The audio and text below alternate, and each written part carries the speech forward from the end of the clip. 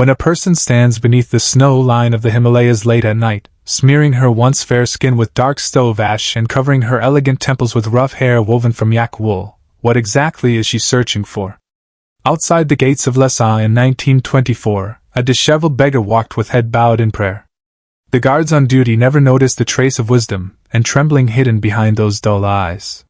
This woman was Alexandra David-Néel. Tonight, let us listen to the crackling fire and follow the story, one you need not strive to remember, as we step into the true life she lived.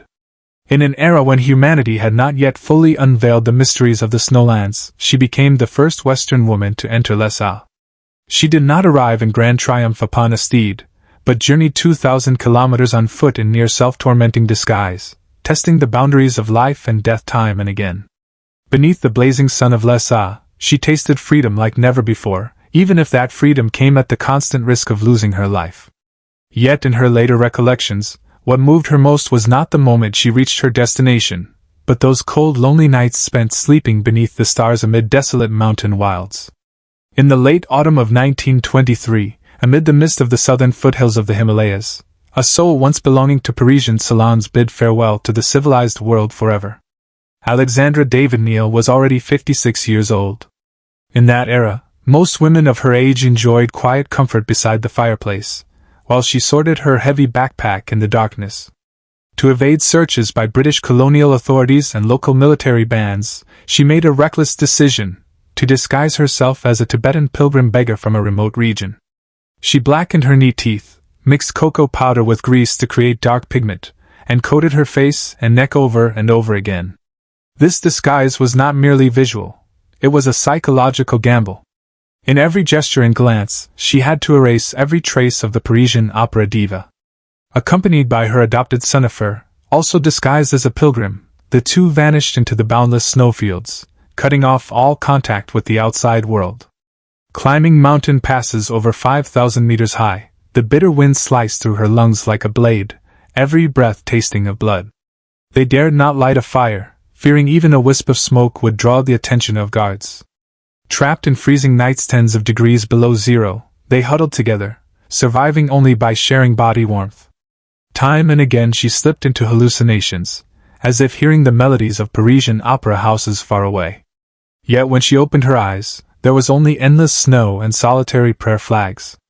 Many could not understand why a once celebrated opera diva would embrace such an almost primitive life of ascetic hardship.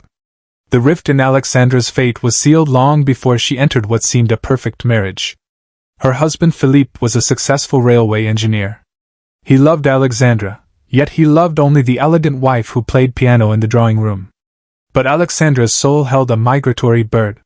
She craved not a settled manor home, but the unmarked corners of the map. Just 7 days after their wedding, she told her husband she had to leave. What was meant to be a 3-month academic journey stretched into 14 years away. Throughout those long years, Philippe wrote repeatedly begging her to return, sending her living expenses, while Alexandra wandered among monasteries in Sikkim, India and Japan. She began studying Sanskrit and delving deep into philosophy. In those quiet days, she was no longer a tourist seeking excitement, but a spiritual seeker yearning for liberation. Philippe's love remained the last thread behind her, both a support and a restraint. She wrote painfully in her letters, "I love you, yet I love my free soul more." It was this profound hatred of ordinary mediocrity that drove her to embark on this perilous expedition even in her later years. On the wild road to Lhasa, Alexandra battled not only bitter cold but also the overwhelming fear of being an outsider. Once, while seeking shelter, they strayed into a valley infested with bandits and wild dogs. Bandits stared sharply at her disguise, scanning her every move. She could only calm her racing heart, bow her head and recite scriptures in the local dialect she had practiced countless times. The constant pressure of being discovered, executed, or suffering an even worse fate hung over her every moment. To survive, she learned to clean her wounds in icy mountain streams and eat sampa mixed with sand and yak dung. At her lowest point, she and Afur were forced to boil and chew the soles of their only leather boots, nearly succumbing to despair amid the snowstorms. Yet, in that moment of utter hopelessness, she watched a herd of wild blue sheep leap nimbly across sheer icy cliffs. In that instant, she understood the true resilience of life. This resilience was no longer the polished decency of civilized society, but a raw, almost primal will to survive. She was no longer Alexandra David-Néel. She felt she had become part of these mountains, silent, unyielding, and strong. In the spring of 1924, as the grand red and white architecture of the Potala Palace emerged through morning mist, Alexandra could scarcely believe her own eyes. She had not bathed for 2 months, her hair matted like tangled grass, her feet covered in frostbite. But she had succeeded. She lived inside Lhasa for 2 full months as an ordinary pilgrim. She witnessed rituals that existed only in legend to the Western world.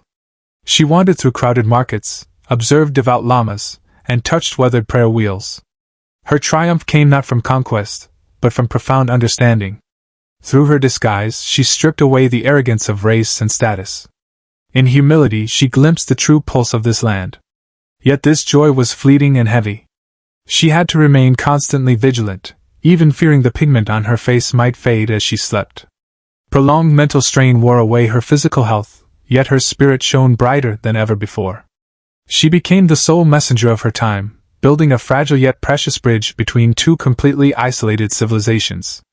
When she returned to France covered in wind and frost, the world did not immediately grant her the honor she deserved.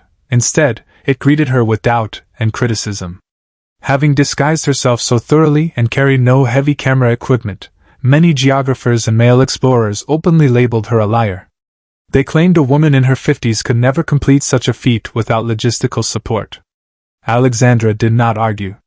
She retreated into quiet seclusion and penned volume after volume of detailed books, recording details only someone who had lived the journey could know. In the end, time proved her honesty. Those who once mocked her became her most devoted readers. In her later years, she retreated to the Alps of Provence and named her home Samtenzong, the fortress of meditation. Through long afternoons, she kept the habits she had formed in the Himalayas, drinking only small cups of butter tea.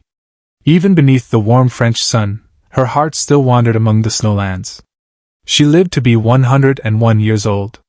In her final days, she still asked her secretary to renew her passport, for she always believed there were unfinished journeys beyond the mountains. Alexandra David-Néel's story transcends geographical exploration in our modern eyes. Across a century of life, she answered a timeless question: how much strength can a woman unleash when she casts aside social expectations, civilized pretense, and even the boundaries of gender?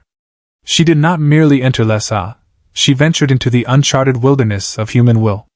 Beneath the dark ash and beggar's robes lay a soul that refused to surrender to mediocrity. She proved that prejudice and bans may seal city gates, but they can never cage a heart that longs for freedom. The winds of the Himalayas still blow today, and the footprints of pilgrims may long have been buried by snow. Yet the light Alexandra left behind still burns in the cold night wind, guiding every soul who seeks to escape the ordinary and chase their true self. Let tonight's tale end here. The fire fades low. May you find peace beneath the same starry sky Alexandra once gazed upon. The road is long, yet starlight never fades. Good night.